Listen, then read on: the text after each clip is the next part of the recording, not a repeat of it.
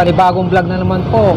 Welcome back dito sa aking channel. Shout out po sa lahat ng aking mga viewers at bagong nakakapanood nitong aking vlog. Fitness na naman, and at the same time meron po tayong maigsing enhancers muli, or maigsing topic na pwede nating kumbaga na pwede kong ma-share sa inyo na sana ay makatulong. Patuloy tayo sa ating pag-gym at syempre walang susuko hanggat nabubuhay. Tuloy pa rin ang laban para ma-improve ang ating pangangatawan.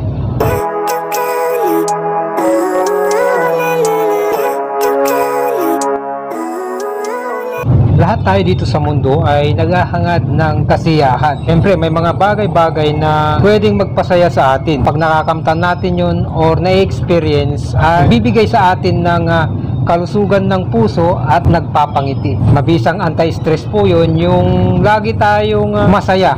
If you don't try it anything, so I'ma just keep buying everything. See you in the next life, have to be a better me. I don't think that my head's on straight, gotta flip it and grip it and go. At paano nga ba natin na makukuha yung kasiyahan na ating hinahangad? Ang tunay na kasiyahan ay hindi nabibili ng kahit gaano kalaking kayamanan.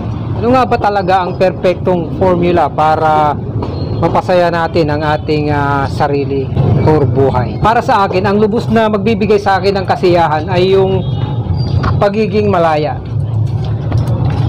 Malaya na i-express mo yung iyong gustong sabihin sa iba at maibulalas ang iyong niluloob sa iyong damdamin. It's all great, but I also want a future where I'm okay. Living life is doing lots of cocaine. Wait, no, it's living with no shame. Wait, no, it's sleeping in on. Tulad nitong pag-exercise ay nagbibigay sa akin ng happiness. At syempre, at makasama yung ating mga mahal sa buhay, yun ang isa sa nagbibigay sa akin ng kasiyahan.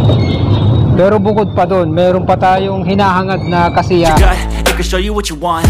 Living life every day, late at night. Nagiging masaya tayo pag nakakamtan natin yung mga bagay na ating pinagpagudan noon at ngayon ito'y ating tinatamasa na ngayon. Ang kasiyahan ay pwedeng magmula sa iba na ipaparating niya sa'yo or ibibigay niya sa'yo, o sa'yo mismong sarili magmumula yung kasiyahan na iyong hinahanap.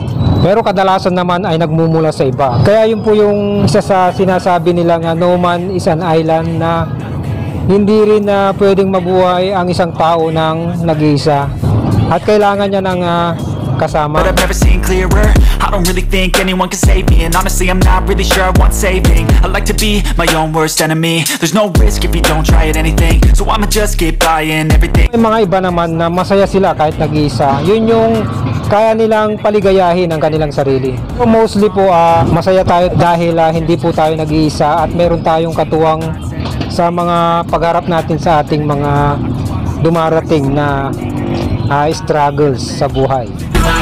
Every day, late at night, not okay. All I want, and I pray, all I need are some better days. Isa rin sa tunay na kasiyahan na aking masasabi ay yung wala ng kapaguran na nararanasan. Yung para bang wala ka nang iniisip pa na anumang problema o kababahala sa parating na oras. Ang tunay na kasiyahan ay yung pagkasama na natin yung ating Panginoon sa langit, na yun everything is malaya, wala nang kagutuman. Ano kaya ang feeling pag yung ganun na talaga? Hindi na ba tayo maghahangad ng another level of kasiyahan muli?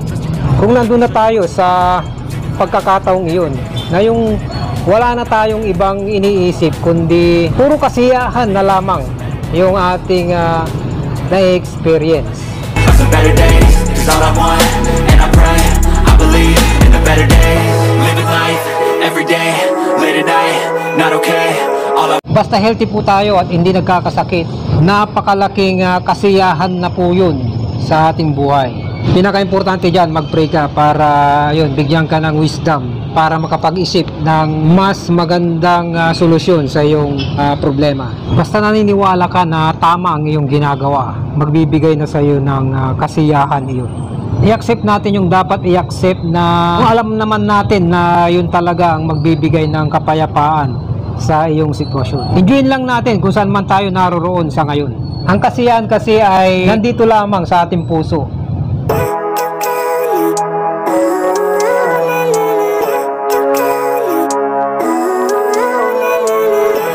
life, everyday, late at night, not okay.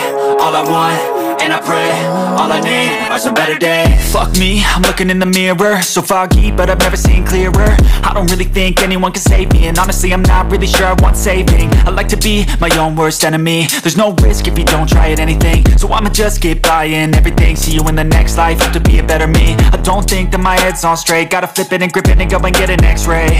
What's wrong with me? I just feel weight pushing on my chest and it squeezes till I suffocate. Better change my mindset, meditate. It's pretty cool that I'm alive and have better days. I could walk, see, hear, I should celebrate. Think I could change my mind, maybe elevate.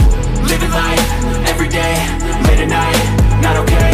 All I want, and I pray, all I need are some better days. Yeah, all I need are some better days. Cause all I want, and I pray, I believe in the better days. I'm kinda stuck between a rock and a hard